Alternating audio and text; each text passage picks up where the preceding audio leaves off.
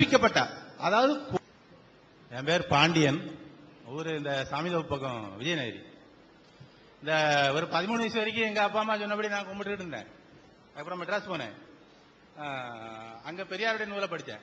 அவர் சொல்றது சரிதான், கடவுளுக்கு பேர சொல்லி இந்த பயல்வை எல்லாம் உழைக்காம சுகமா உட்காந்து சாப்பிடுறதுக்கு, உழைக்கிற மக்களுடைய உழைப்பை உரியறதுக்கு தான் இந்த மதவாதி எல்லா திருட்டு பயல்களும் கடவுளுங்கிறதெல்லாம் ஒன்று ஜோடிச்சு வச்சிருக்கான்னு சொல்லி 13 வயசுல மெட்ராஸ் போன உடனே அந்த பெரியார் சமாதி பக்கத்துல எனக்கு வேலை கிடைச்சது. ரெஸ்ட் டைம்ல சரின்னு பட்டுச்சு. அப்போ ரைட்டுன்னு உடனே அந்த கருத்திலேயே உறுதியா இருந்தேன். அப்படி உறுதியா இருந்தாலும் மனதுக்குள்ளால ஏகப்பட்ட கேள்விகள். ஏன் இப்படி இவ்வளவு பிரச்சனைகள்? ஜாதி பேரால, மொழியின் பேரால, மதத்தின் பேரால, ஏழை பணக்காரங்கிற பேர்ல, அளவு உள்ளவன் அழகு இல்லாதவன் பேர்ல எல்லாம் இருக்குது. இப்படி எல்லாம் இல்லாம மக்கள் எல்லா வகையிலும் சந்தோஷமா வாழ்றதுக்கு ஒரு இது இருக்காதான்னு ஒரு எண்ணத்துல அப்படி இயங்கிட்டு இருக்கிறேன். அப்படி இருக்கும்போது இந்த ஹரே ராமா ஹரே கிருஷ்ணான்னு ஒரு இயக்கத்தை பற்றி ஒரு ஜூனியர் விடல ஒரு கருத்து வருது. வேலை தர்றேன்னு சொல்லி படித்த பட்டதாரிகளை எல்லாம் மொட்டை அடிச்சு சாமியார் ஆக்குற வெளிநாட்டு கும்பல் உண்டு. அந்த இதை வாங்கி படித்த போது அந்த ஆசிரமத்தினுடைய கிளையில உலக நாட்டில் உள்ள பலரும் அங்க உறுப்பினராக இருக்காங்க.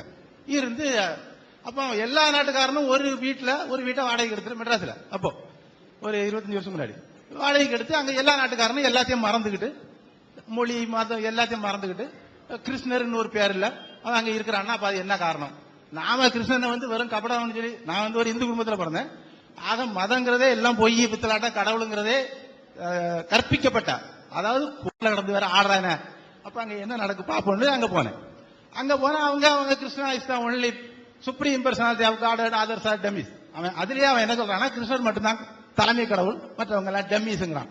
அப்ப அவனுடைய வேதத்தை படிச்சுக்கிட்டு பகவத்கீதை அது புராணம் எல்லாம் சொல்லுவானுங்க. அவனே சொல்றான் எல்லாம் கிருஷ்ணமயம்ங்கிறான். கிருஷ்ணர் இங்க ஒரு அணுவும் அசையாதுங்கிறான். அப்புறம் நான் அவங்ககிட்ட கேட்டேன், அவங்களுடைய குருவா இருக்க ஆள்கிட்ட, நான் அவன் சொல்றதுக்காக வேண்டி யாரும் வருத்தப்பட வேண்டாம் பொதுவா, ஏன்னா பெரியார் அப்படிதான் பேசுறாரு, அதுக்காண்டி நான் பெரியார் ஆளுன்னு நீங்க நினைக்காதீங்க. அவள் என்ன சொல்றாங்க, கடவுள் இங்க ஒரு அணுவும் அசையாதுங்கிறாங்க. அப்புறம் என்ன சொல்றாங்கன்னா இது கடவுளுக்கு எதிரானது, இது கடவுளுக்கு விரோதமானது, இதை செய்யாத அதை செய்யாத, அந்த கோயிலுக்கு போகாத இந்த கோயிலுக்கு போகாத, அந்த வழிபாடு தப்பு இந்த வழிபாடு தப்பு. கடவுள் இங்க ஒரு அணுவும் அசைவது இல்லைங்கிறது உண்மைன்னா அப்புறம் நடப்பது எல்லாமே கடவுள் சித்தன்னு விட்டுற வேண்டியதானே? தெய்வத்தை நம்புறவன் அவனை ஒருத்தன் வெட்டினாலும் கடவுள் சித்தன்னு இருக்கணும், அவனுக்கு வீட்டை இடிச்சாலும் கடவுள் சித்தன்னு இருக்கணும். பெரியார் அப்படிதான் செஞ்சாரு. ஒருத்தன் பெரியார் கடைக்கு பக்கத்து கடை, அவர் படிச்சிருப்பீங்க, நீங்க கண்டிப்பா படிச்சிருப்பீங்க. ஒருத்தன் ஒரு ஐயர் பெரிய கடை வச்சு எப்போ கடவுளை பத்தி பேசுவானா, ஒரு பிச்சைக்காரன் வந்தா 10 பைசா போட மாட்டானா. அப்ப இவரு கேட்பாரன் ஏன்னா அது அவன் செஞ்ச அவனுக்கு அவன் செஞ்ச அவன் தலைவிதி அது அப்படின்னு கடவுளை பத்தியும் பேசுவானா. இவரு ஒரு நாள் அவன் வீட்டு முன்னாடி போட்டிருந்த அந்த கடை முன்னாடி வெயிலுக்கு வேண்டி போட்டிருந்த அந்த இதை கம்பை தட்டி விட்டாரான். அது போய் கீழே விழுந்து அவருக்கு ஏண்டா இப்படி ராமசாமி துஷ்ட பயில ஏண்டா இப்படி பண்ணிட்டான்னு. எல்லாம் கடவுள் சித்தம் சாமி, எல்லாம் அவனந்தி அணு அசைவர சாமி. இப்ப இது மட்டும் என்ன, எல்லாம் அவன் தான் அப்படின்னு அவர் ஒரு விதண்டாவாதமா அவர் சொல்லியிருக்காரு. நான் அதை சொல்ல வரல அப்படிங்கிற கருத்து. இப்போ என்ன கேள்விக்கு நான் வரேன்னா, இப்ப நான் நினைச்ச நிறைய கேள்விகள் வந்தது, நீங்களும் அதுக்கு பதில் சொல்றீங்க, பதில் நீங்க சொல்லிருக்கீங்க. அதனால தனியா ஒரு கேள்வி எனக்கு அங்க இல்ல. ஏன்னா நான் கேட்டாச்சுன்னா நீங்க அதுக்கு என்ன பதில் சொல்லிங்கிறது நல்லா புரியுது. ஏற்கனவே உள்ள நுழையும் போதே அர்த்தமுள்ள கேள்விகள், 6 அறிவுபூர்வமான பதில்கள் உங்க புத்தகம் 32 ரூபா கொடுத்து வாங்கி கொஞ்சம் படிச்சேன்.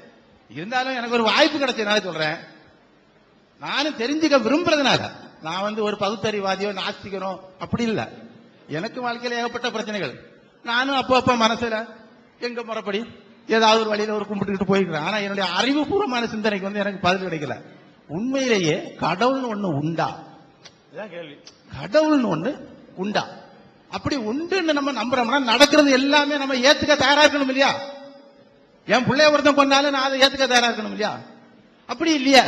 கடவுள் நம்பிக்கை, இன்னும் சொல்ல போனா கடவுள் நம்பிக்கை இருக்கிறவங்க கிட்ட இருக்கக்கூடிய கல்லஞ்சு கடவுள் நம்பிக்கை இல்லாதவங்க கிட்ட இல்ல. கடவுள் நம்பிக்கை உள்ளவன், ஏன்னா அவன் எந்த அக்கிரமத்தை பண்ணாலும் அதுக்கு பரிகாரம் மட்டும் ஒவ்வொரு வழியை ஒவ்வொரு மதத்துல உள்ள வச்சிருக்கான்.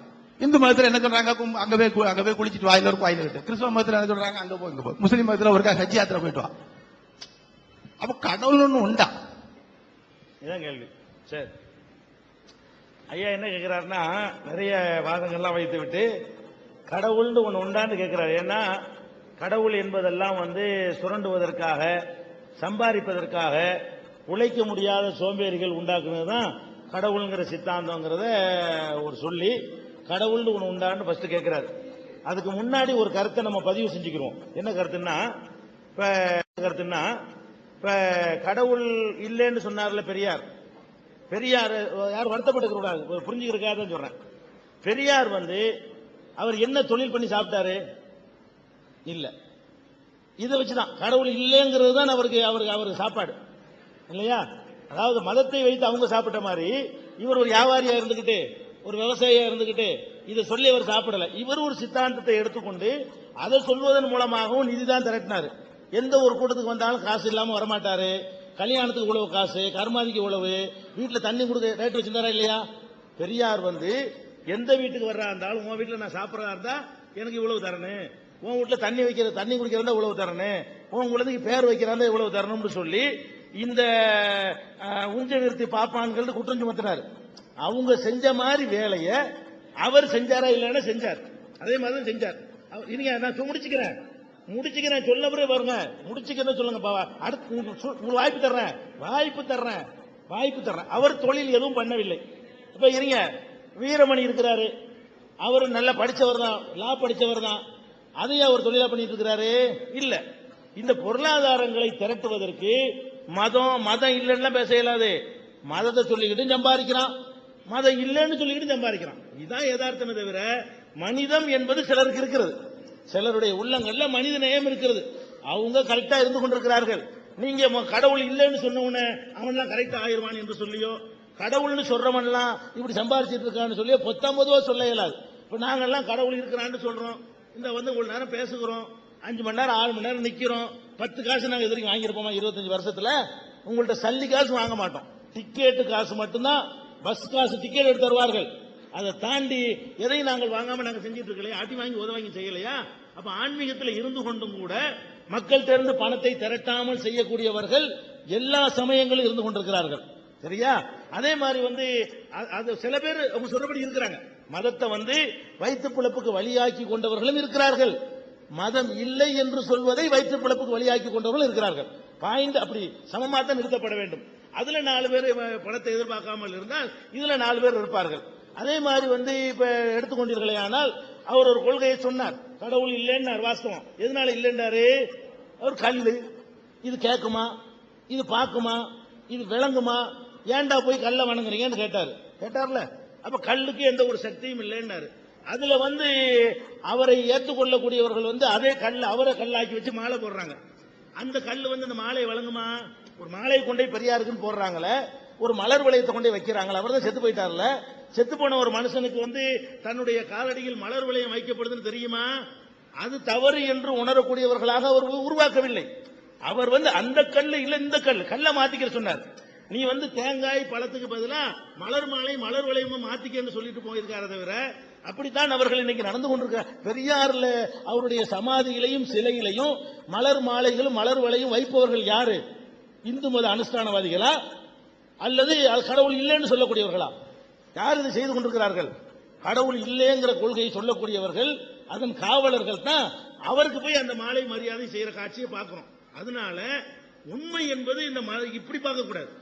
அது கடவுள்னாலதான் எல்லாம் வந்துச்சு, கடவுள் இல்லைன்னு எல்லாம் கரெக்டா வந்துடும் சொல்லக்கூடாது.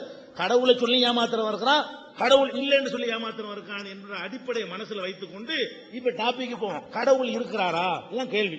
சரியா? எதுக்கு அந்த கருத்து பதிய வச்ச காரணத்தினால மதவாதிகள் எல்லாம் பணத்துக்கு வேலை செய்யறவன், மதம் இல்லைன்னு சொன்னவர்கள்லாம் அப்பளு கற்றவர்கள் வரக்கூடாதுங்கிறதுக்காக வேண்டி அதை நான் பதிவு பண்ணிக்கிட்டேன். அது மாதிரி சண்டை கூட சொல்லுவாங்க, மதத்தின் பேரால் சண்டை போட்டுக் கொள்கிறார்கள்.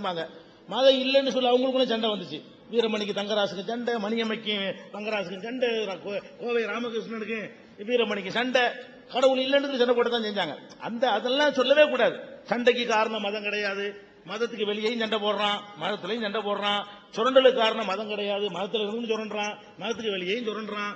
இது ஒரு டாபிக். இப்ப கடவுளுக்கு வருவோம். கடவுள் இருக்கிறாரா என்றால் நம்ம யாரும் பார்க்கல. உலகத்தில் யாரும், எந்த ஒரு மகானும் எந்த ஒரு பெரியாரும் அதுக்கு ஐ விட்னஸ் இல்லாத ஒரு மேட்ரு கடவுள் தாங்க. எதுக்கு வேணாலும் ஐ விட்னஸ் இருந்தாரு பார்த்தாருன்னு சொல்லணுமா இல்லையா? பொய் வேண்டாம் சொல்லுவாங்களே, யாரும் கடவுளை பார்த்தது இல்லை. ஆனா பார்த்தது இல்லைங்கிறதுனால கடவுள் இல்லைன்னு முடிவெடுப்பதா அல்லது வேற துறையில் முடிவெடுப்பதா? இதை நம்ம சிந்திக்க வேண்டிய விஷயம். பகுத்தறிவு என்பது என் கண்ணுக்கு தெரிகிறது நம்புறதுதான் பகுத்தறிவுன்னு சொல்லக்கூடாது, என் காதுல கேட்கறது நம்புறதுதான் பகுத்தறிவுன்னு சொல்லக்கூடாது. பகுத்தறிவு என்பது இந்த 5 புலன்கள் இல்லாம மூளை இருக்கு பாருங்க, அதனால் சிந்தித்து விளங்க முடிந்தால் அதுக்கு பேர் தான் பகுத்தறிவு. இப்ப இந்த ஒரு மைக் இருக்கிறது, இதை நான் பார்க்கிறேன், இதை ஒருத்தர் செஞ்சு இருப்பான், நான் அவனை பார்க்கல, செஞ்சவனை நம்புறேன்ல, இந்த மைக்கை தான் நான் பார்க்கிறேன், இந்த மைக்கை செஞ்ச ஆளை நான் பார்க்கவே இல்லை, இந்த போடியத்தை நான் பார்க்கிறேன், இதை ஒரு ஆசாரி ஒரு தச்சர் செய்திருப்பார் நான் சொல்றேன், தச்சனை பார்த்தேன்னு கேட்கக்கூடாது. நான் தச்சனை பார்க்காவிட்டாலும் அந்த தச்சன் செய்திருக்கிற பொருள்களை பார்த்து நம்புறேன் பாருங்க, இது பகுத்தறிவுக்கு எதிரானது கிடையாது.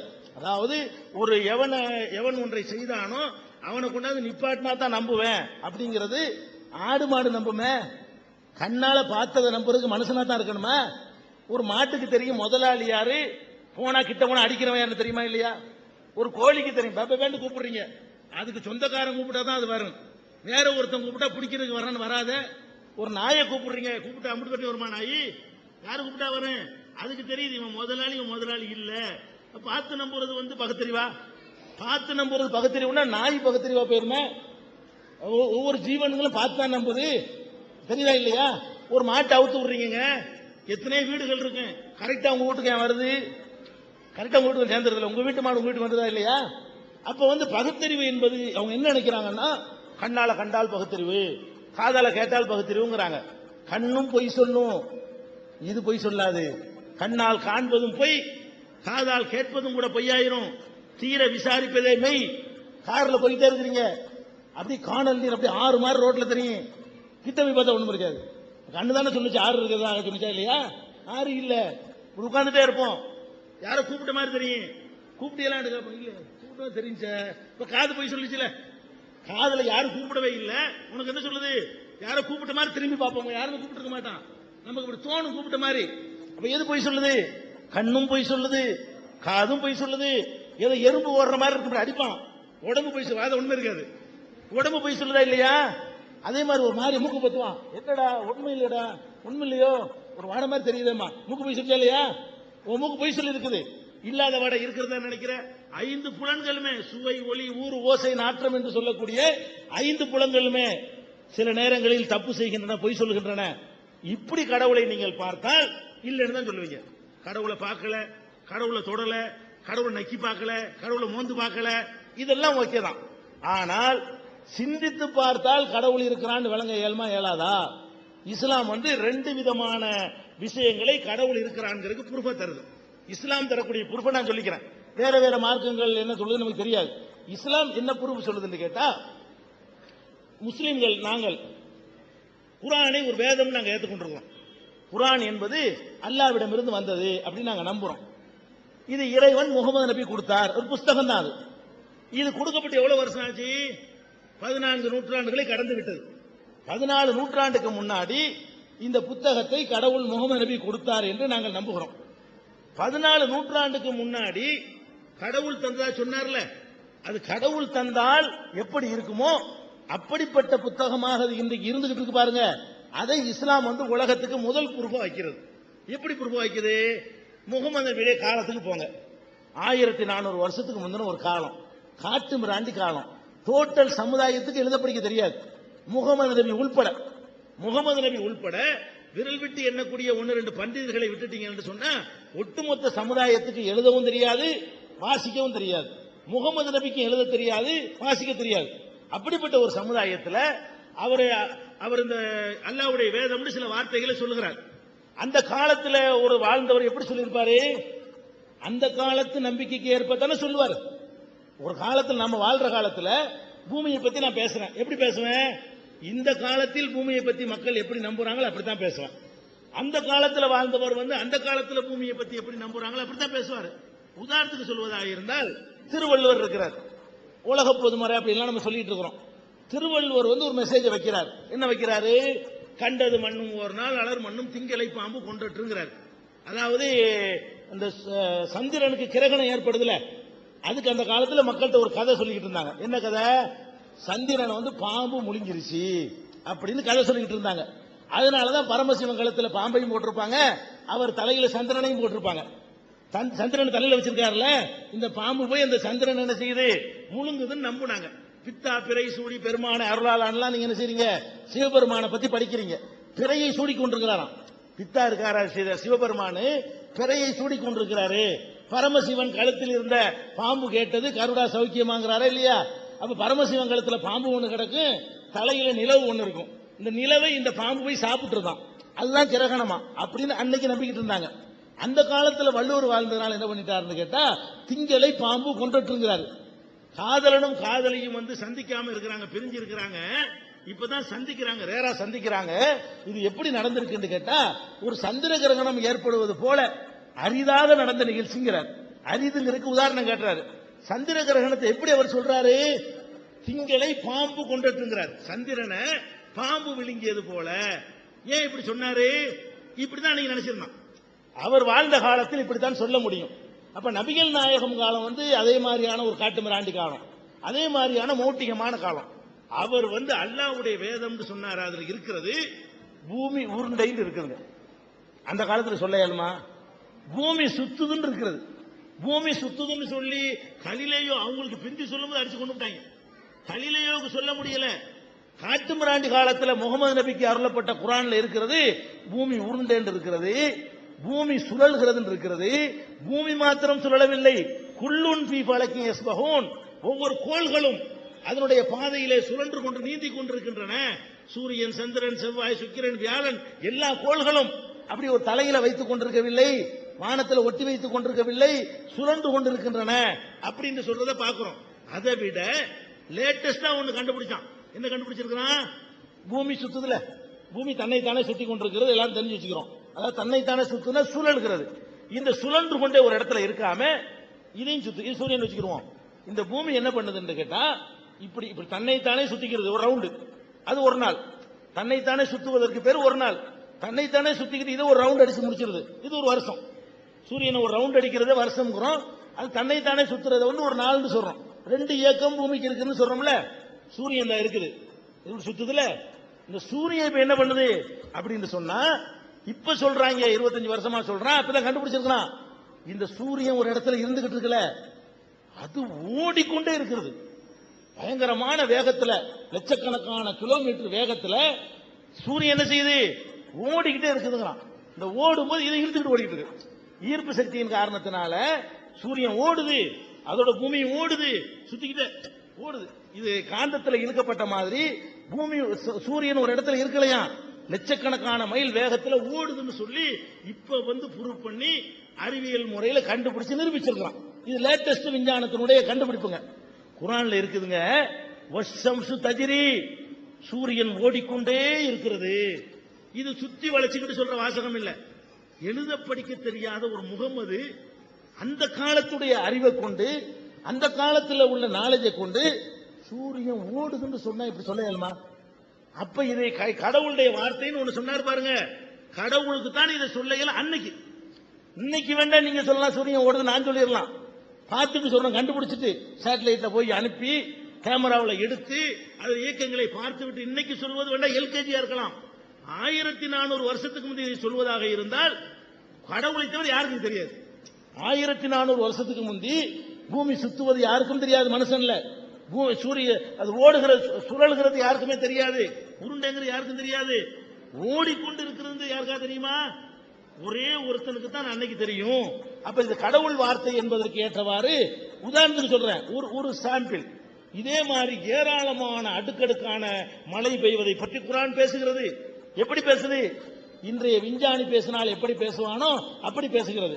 தாய் வயிற்றில் உருவாகிற கரு எப்படி உண்டாகி படிப்படியான வளர்ச்சியை என்னென்ன கட்டத்தில் அடைகிறது என்பதை ஸ்கேன் இல்லாத அந்த உலகத்தில் அந்த காலத்தில் குர்ஆன் பேசுகிறது. எப்படி பேசுது? 20ஆம் நூற்றாண்டு விஞ்ஞானி பேசினால் எப்படி பேசுவானோ அதுபோல பேசுகிறது. மலைகளை பற்றி பேசுகிறது, மேகங்களை பற்றி பேசுகிறது, விண்வெளி வெட்ட வெளியை பற்றி பேசுகிறது, காற்றை பற்றி பேசுகிறது, கடலை பற்றி பேசுகிறது. இன்னைக்கு சுனாமியை சொல்றான, சுனாமியை பற்றியும் குர்ஆன் பேசுகிறது. எப்படி பேசுகிறது? கடலுக்கு மேலே மாத்திரம் அலை இல்லை, கடலுக்கு அடியிலும் அலை இருக்கிறது சொல்லி கடல் பயணம் மேற்கொள்ளாத முகமது சொல்கிறார். அவர் கடலுக்கே போனது இல்லை, அவர் ஊர்ல கடலே கிடையாது, கடல்லையோ கப்பல்லையோ மரக்கலத்திலே பிரயாணம் செஞ்சது இல்ல. அவர் சொல்றாரு மேலே மட்டும் அலை இல்ல, கடலுக்கு அடியிலும் அலை. சுனாமி என்பது மேல வந்த அலை இல்லை, மேல இருந்தவங்களாம் தப்பிச்சுக்கிட்டான். உங்களுக்கு தெரியும், அன்னைக்கு யாரெல்லாம் மீன் பிடிக்கிறது கடலுக்கு மேல போனானோ மேல உள்ளவன் தப்பிச்சுக்கிட்டான். மேல சும்மா தத்தளித்துக் கொண்டிருக்கிறது, அதை பாதிக்காம உள்ளக்க வந்து அலை வந்துதான் இங்க வந்து எந்திரிக்குது கரையில. கடலுக்கு மீன் பிடிக்க போனோம் தப்பிச்சுக்கிட்டான், சேஃப்டியா கரையில் இருந்தவங்க காலி ஆயிட்டான். ஏன் அப்படி ஆயிட்டான்? கடலுக்கு அடியிலையும் அலை இருக்குது இல்லை, ஆயிரக்கணக்கான மைல்களுக்கு அப்பால கடலுக்கு கீழே அடியில அலை இருக்குதுன்னு சொல்லி அன்னைக்கு இருந்த அறிவை கொண்டு சொல்ல இயலுமா? குர்ஆன் அல்லாஹ் சொல்றாருன்னு முகமது சொல்றாரு, அல்லாஹ் சொன்ன மாதிரி இருக்குது. முகமது சொல்றாரு, கடவுள் சொன்னால் எப்படி இருக்குமோ அப்படி இருக்கிறதை பார்க்கிறோம். நான் அடிக்கடி சொல்லுவேன், அந்த எளிமையான முறையில் சொல்வதாக இருந்தால், இந்த தேனியை பத்தி நான் சொல்றது எல்லா இடத்துலையும் சொல்லுவேன். தேன் இருக்குல்ல, தேன் நம்ம சாப்பிடுறோம், நிறைய மருத்துவம் இருக்கிறது. அது எப்படி உண்டாகுதுன்னு கேட்டா என்ன சொல்லுவாங்க? பூமி வண்டுகள் பூக்கள்ல உள்ள அந்த குளுக்கோஸை எடுத்துக்கிட்டு போய் கூட்டுல சேமிச்சு வச்சு தேனை உற்பத்தி ஆக்கி தருதுன்னு எல்லாருமே சொல்லுவாங்க சாதாரணமா. உண்மை அதுவா? உண்மை அது கிடையாது. இப்ப விஞ்ஞானிகள் என்ன சொல்லியிருக்கிறான், இது கூட 25 வருஷம் தான் கண்டுபிடிக்கிறான். என்ன கண்டுபிடிக்கிறான்? ஒரு தேனியை எடுக்கிறான், அது எப்படி சேர்க்குதுங்கிறத பாக்குறான். அதை கிட்டத்தட்ட ஒரு 10,000 மடங்கு பெருசாக்கி, ஒரு தேனியை 10,000 மடங்கு பெருசாக்கும் போது என்ன நடக்குன்னு கரெக்டா தெரிஞ்சு போயிடும். அந்த மாதிரி பெருசாக்கி பார்க்கக்கூடிய பூத கண்ணாடிகள் மூலமாக தேனியுடைய வாழ்க்கையை ஆய்வு செய்கிறான். தேனி என்ன செய்ய தெரியுமா? மலர்கள்ல இருந்து குளுக்கோஸை உங்களுக்காக தேனுக்காக எடுத்துக்கிட்டு போறது இல்ல, அது உணவா சாப்பிடுது. உங்களுக்காக தேனை உற்பத்தி ஆக்கவே இல்லை. தேனீக்கள் என்ன பண்ணுதுன்னு கேட்டா, பசிக்காக வேண்டி மலர்கள்ல உள்ள குளுக்கோஸை சாப்பிடுது. சாப்பிட்ட உடனே உள்ளுக்கு மிஷின் இருக்கிறது, அது என்ன பண்ணுதுன்னா அதை கழிவு பொருளாக வயிற்றிலிருந்து வெளியாகக்கூடிய கழிவு தான் தேன். வயிற்றிலிருந்து அது சாப்பிட்டு விட்டு அது கழிவு பொருளை வெளியேற்றுகிறது. பேக் சைட்ல இருந்து அது வருகிறது, எங்க வாயிலிருந்து வர்றது இல்ல அப்படின்னு சொல்லி கண்ணாடி வச்சு பார்த்து அந்த சொத்து எங்கிருந்து வடியுதுன்னு பார்த்து இப்ப என்ன சொல்றான், அடை திண்டு முடுக்கிறாது, உனக்கு சேர்த்துக்கிட்டுலாம் தர்றது இல்ல, திண்டு விட்டு உள்ள மிஷின் இருக்கிறது, அந்த அந்த அது தேனாக மாத்தி அது கழிவு பொருளாக வயிற்றிலிருந்து வெளியாகுதுங்கிறான். குர்ஆன்ல உள்ள வசனம் நேரடி அர்த்தம் சொல்லுகிறேன். தேனிட ஒரு அத்தியாயம் இருக்கிறது, யஹ்ருஜு மின் புத்தூனிஹா ஷராபுன் முக்தலிஃபுன் அல்வானுஹு. தேனீக்களுடைய நேரடி அர்த்தம், கருத்துலாம் கிடையாது, சுத்தி வளைச்சு சொல்ற வியாக்கியானம் கிடையாது, நேரடி வார்த்தைக்கு வார்த்தை அர்த்தம். யஹ்ருஜு மின் புத்தூனிஹா, தேனீக்களின் வயிற்றிலிருந்து வெளிப்படுகிறது, ஷராபுன் ஒரு மதுரமான பானம் வெளிப்படுகிறது, குர்ஆன்ல இருக்கிறது.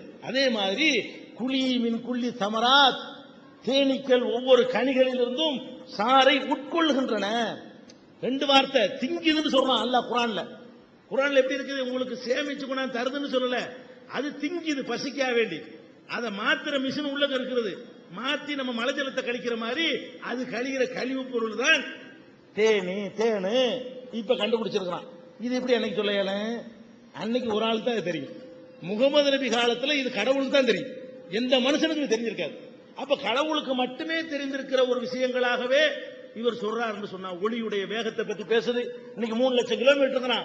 இந்த ஒளியுடைய ஸ்பீடை பற்றி குர்ஆன் பேசுகிறது, சத்தத்தினுடைய ஸ்பீடு எவ்வளவு என்று பேசுகிறது. எதை பற்றி பேசினாலும் 20ஆம் நூற்றாண்டு விஞ்ஞானி பேசுவதை போல பேசுகிற காட்சியை பார்க்கிறோம். இது மாதிரி நீங்க குர்ஆன்ல நிறைய எவிடன்ஸ்கள் இறைவன் இருக்கிறான் என்பதற்கு இது ஒரு வகையான சான்று. இது இஸ்லாத்திற்கு மாத்திரம் உள்ள சான்று. இது பொதுவான சான்றுகள் என்ன? இந்த பிரபஞ்சத்தை நீங்கள் பாருங்கள், இதுல நிறைந்து கிடக்கிற அதிசயத்தை பாருங்கள். இந்த அதிசயம் உங்க அறிவு அங்க மயக்கிறது. ஒரு சின்ன உதாரணம், நீங்க சாப்பிடுறீங்க, இதை ஒரு 2 வாரத்துக்கு முந்தைய சுஜாதா கூட ஒரு பத்திரிகையில எழுதியிருந்தார், அது படிச்சவங்களுக்காக சொல்லிக்கிறேன். இது கிட்டத்தில் உள்ள சொன்னா நல்லா மனசுல பதியுமேங்கிறதுக்காக வேண்டி. நம்ம சாப்பிடுற உணவு இருக்குல்ல, குடல் தான் அதை ஜீரணிக்க வைக்குது. இந்த குடல் அந்த அதையெல்லாம் ஜீரணிக்க வைக்கிறதுக்கு பெரிய வலிமையானதெல்லாம் இல்ல, எலும்பையெல்லாம் கடிச்சு உள்ள தள்ளிப்படுறான். என்ன பண்றான்னு கேட்டா, இறைச்சியை மட்டும் திங்கல, இறைச்சியும் சாப்பிடுறான், எலும்பு இருக்க அதை ஒரு மெண்டு உள்ள இறக்குற ஆட்கள்லாம் இருக்கிறது. சில ஆளுக்கு பிளேடு ஆணிலாம் நிக்கிறானுவோ, அது அப்படி ட்ரைனிங் எடுத்துக்கிட்டு என்ன செய்யறான், சில ஆளுக்கு மண்ணெல்லாம் கூட திங்குது. மண்ணையெல்லாம் ஜீரணிக்கிற அளவுக்கு அந்த சதைக்கு ஏதாவது சக்தி இருக்குமா? இருக்காது. அதை ஒருத்தர் கேள்வி கேட்கிறாரு சுஜாதாட்ட, எப்படிங்க அது ஆச்சரியமா இருக்குது, எவ்வளவு கனமான பொருளை உள்ள தள்ளினாலும் அதை விட மென்மையா இருக்கிற அந்த குடல் எப்படி அதை ஜீரணிக்குது அப்படின்னு கேட்கிறாரு. அவர் பதில் சொல்றாரு, குடல் ஜீரணிக்கு நினைக்காதீங்க, அங்க ஒரு ரசாயனம் ஒரு ஆசிட் உற்பத்தி ஆகிறது. அந்த ஆசிட் அது இணைஞ்சது அப்படியே மென்மையா கரைச்சிருது. கரைச்ச உடனே அதை அரைக்கிறது ஈஸியா போயிடுது. அதாவது இப்ப கையினால் இப்படி நசுக்குனால பவுடர் ஆகுற அளவுக்கு அதை ஆக்கிப்படுது அந்த ஆசிட். அதுக்கப்புறம் என்ன ஆகுது, ஈஸியா குடல் அரைச்சிருதுங்கன்னு சொல்லிட்டு அவரே சொல்றாரு. ஆனா அந்த ஆசிட் என் குடலை அரிக்கலைங்கிறதுக்கு அவனுக்கு பதில் சொல்ல இல்லைங்கிறாரு. அது ஒரு ஆசிட் தானே, இறைச்சியெல்லாம் அரைச்சிருந்தா இல்லையா? குடல் அந்த மாதிரியான ஒரு பொருள் தானே, குடல்ல தான் ஆசிட் உற்பத்தி ஆகுது. ஆசிட் கரைக்க முடியாத பிளாஸ்டிக்ல குடல் இல்லையே, பிளாஸ்டிக்ல இருந்தாலும் பரவாயில்லைங்களாம். அதுவும் ஆசிட்ல கரையக்கூடிய ஒரு இறைச்சி தான், அது சதை தான், மாமிசம் தான். அந்த மாமிசத்தை மாத்திரம் ஏன் ஆசிட் கரைக்கலன்னு தெரியலங்கிறாரு. அதான் இறைவன். எங்க உனக்கு தெரியலன்னு சொல்றீங்க? ஏன் உன் அறிவுப்படி என்ன செய்யணும்? ஆசிட் இந்த இறைச்சியை கரைச்சு அந்த இறைச்சியும் கரைக்கல, அதுவும் மாமிசம் தானே. இந்த மாதிரியான விஷயங்களை உங்கள் வாழ்க்கையில் நீங்கள் பார்க்கிறீர்களா இல்லையா? இதை சிந்திச்சா நம்ம நினைக்கிறோம், நம்மளுக்கு மேல ஒருத்தன் என்னமோ பண்ணிக்கிட்டு இருக்கிறான், வேலை செய்யல தோத்து போயிடுறோம்லங்க, நமக்கு மேல வந்து பண்றான்னு இருக்கு சொல்லாம இல்லையா? நீங்கள் பெண்கள் இருந்தா இருக்கிறீங்க, கடவுள் இருக்கிறான்னு நிரூபிக்கிறதுக்கு பொம்பளையில மாதிரி ஒரு ஆதாரமே கிடையாது. பெண்கள் இருக்காங்களே, கடவுள் இருக்கிறான், நமக்கு மிஞ்சின ஒரு சக்தி இருந்துதான் இந்த உலகத்தை இயக்கி கொண்டிருக்கிறது என்பதற்கு பெண் என்ற ஒரு படைப்பே ஒரு ஆதாரம். எப்படி ஆதாரம்? நீங்கள் குடும்ப சூழ்நிலை எடுத்து பார்த்தீர்களே, ஆனால் ஆம்புல நல்லா சாப்பிடுறானா சத்துணவு, பொம்பளை சாப்பிடுறாளா? ஆம்புல தான். வகை வகை ஆக்கி போறோம் யாருக்கு தான்? கறிண்டும் அது ஒண்ணு இது ஒண்ணு சொல்லி வீட்டுல உபசரிப்படலாம். அப்படித்தான் கல்யாணம் பண்ணா கூட புது மாப்பிள்ளைன்னு தான் சோத போடுறாங்க, புது பொண்ணு கொடுக்க மாட்டேங்கிறாங்க. புது மாப்பிள்ளைன்னு சொல்லி என்ன செய்யறான்? வகை வகையா கொடுக்குறாங்க. ஆதியில இருந்த ஆம்பளை பிள்ளைக்கு ஒரு உணவு, பொம்பளை பிள்ளைக்கு ஒரு உணவு. கல்யாணம் எல்லாம் பண்ணிக்கிட்டு முடிச்சுட்டா கூட இவர் திண்டு மிச்சம் வச்சாதான் பொம்பளை கொடுக்குறாங்க. 1/2 கிலோ இறைச்சி வாங்கிட்டு வருவாங்க, அம்புட்டையும் திண்டு வெறுஞ்சட்டியை போட்டு போறவன்லாம் இருக்கிறான், அவ சால்னாவை நக்கிக்கிட்டு சாப்பிட்டு போறவன்லாம் இருக்கிறான் குடும்பங்கள்ல. இப்படி ரொம்ப சத்து குறைவாக இருக்கிறவர்கள் பெண்கள் தான். உடல் அமைப்பும் பலவீனமாக இருக்கிற காட்சியை பார்க்கிறீங்க. அப்படிப்பட்ட ஒரு பெண்ணு ஒரு கருவை சுமக்கிறார், ஒரு கருவை சுமக்கிறார். அந்த கருவுக்குரிய உணவு எங்க இருந்து போகுது? நீ என்ன விஞ்ஞானத்தை பண்ணாலும் கேளு, இந்த குழந்தையை உருவாக்குற அளவுக்கு அவளுடைய உடலிலோ அவ திங்கிற உணவிலோ சக்தி இருக்கான்னு கேளு. அவ திங்கிற உணவு அவளுக்கு பத்தாது. நீ திங்கிற உணவு உனக்கு பத்தான்னு சொல்லி முட்டையை சேர்க்கிற, அப்புறம் ஹார்லிக்ஸ் வேணுங்கிற, போன்விட்டா வேணுங்கிற, அப்புறம் மாத்திரை ஏதாவது இருக்கான்னு தேடுற, பாதாம்ங்கிற, பிஸ்தாங்கிற ஆம்புல. நீ திங்கிற உனக்கு சத்து, உனக்கு சோறுல உனக்கு கிடைக்கல அந்த சத்து, நீ திங்கிற குழம்புல அந்த சத்து கிடைக்கல, அடிஷனலா தேடிட்டு அலைகிறீல. சத்து இல்லாத உணவை சாப்பிடக்கூடிய ஒரு பெண்ணு, அவ நீ வச்சுட்டு போற அந்த ரசத்தையும் சோத்தையும் சாப்பிடுறா, அதிலிருந்து இந்த அவ உடம்புக்கு அது பத்தாது. ஆனால் அவளும் நல்ல புஷ்டி ஆகிட்டு வருகிறாள், அவ அந்த குழந்தையும் வளர்க்கிறா. அவ்வளவு சத்து எங்க இருந்து வருதுன்னு நீ எந்த விஞ்ஞானத்தையா கொடுத்து இவ்வளவு சத்துக்கள் வருவதற்கு என்ன திங்கணும்? அவளுக்கு எவ்வளவு சத்து தேவைப்படும்? மிஞ்சிமா ஏதாச்சும் கேள்வி இல்லங்கிறான். இல்ல என்னமோ ஒரு பவர் இறங்குதுங்கிறான். எவனாலும் இதுக்கு விட சொல்ல இயலல. 2 மாசத்துக்கு திங்கவே மாட்டல, அதுக்கு என்ன சொல்ற? வாந்தி எடுத்துட்டே இருப்பான். நம்மள 2 நாளைக்கு வாந்தி எடுத்தா செத்து போயிடுவான். ஆம்புல 2 நாளைக்கு வாந்தி எடுத்தான்னு வைங்களேன், ஆள் அவுட்டு படுத்துருவான். இவன் என்ன செய்யறா? கர்ப்பிணியான உடனே ஒரு குழந்தைய சுமந்த உடனே கூட கூட தேவைப்படுற இடத்துல அவ குறைவா திங்கிறா, உடனே வாந்தி எடுக்கிறா, மறுபடியும் உட்கார்ற, மறுபடியும் வாந்தி எடுக்கிறா. இப்படி எவ்வளவு நாள் ஓடுத? இதுல இப்படிதான் ஒரு குழந்தை அவ வாழ்வதற்கு போதுமான உணவு இல்லையே. இப்படி எத்தனை அதிசயங்களை கண்ணு முன்னாடி இப்படி கடவுள் இறைச்சிதே நான் இருக்கும் பாடுறாங்கிறான். கடவுள் என்ன செய்யறான்? என்ன ஏன்டா நீ தர்ற?